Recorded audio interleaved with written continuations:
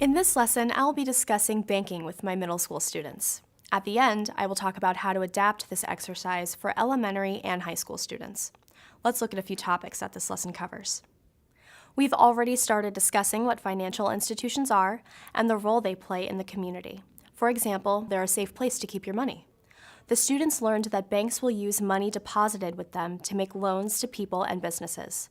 The loans help people buy houses and cars and even run businesses. We've also discussed how the federal government protects deposits in banks and exactly what that insurance means. A few students were excited to report back how they'd seen the Insured by FDIC signs in their own banks. We also covered the National Credit Union Administration, or the NCUA, and its role to provide insurance for deposits in credit unions.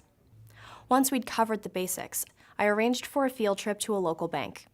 I contacted the bank branch manager about 6 weeks before we planned to visit. We talked about the ways we can make the visit meaningful for the students. He planned to have the bank's staff provide my students with tours and summaries of their jobs. Can anyone tell me what the bank branch manager's job is? Everyone's boss? The person who makes sure everything runs right? Exactly. Mr. Johnson is the bank's branch manager. Mr. Johnson will be giving us a tour today. Good morning. As the bank branch manager, I enjoy helping young people in my community learn about managing money. I understand that you've been studying banking in your classroom. Nearly every week, young people come in to open savings accounts to save money for the future. And while money is sitting in your savings account, you're earning interest. Savings accounts keep your money safe until you choose to take it out. And as young people get jobs and start earning money to pay their bills and their day-to-day expenses, they usually open checking accounts. Checking accounts give you convenient ways to pay bills, such as with checks or debit cards. Let's walk around and I'll introduce you to a few of my team members and tell you what they do. Our first stop is one of our customer service representatives, Joseph. You will talk to him about opening an account or get answers to your questions. Then we'll talk to one of the tellers. Would you like to also tie your online banking in? Sure, can you help? You may wonder why you need to learn how to count money. Since we deal with a lot of it every day, it's very important that we count it properly. Next, let's talk about making deposits. Our customers can choose to handle their banking a number of ways, through the ATM, online, or here in the bank.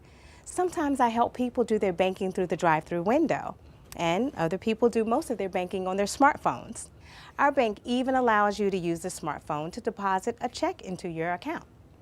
If you decide to make a deposit at a bank, you may need to use a deposit slip so we know whose account to deposit the money into.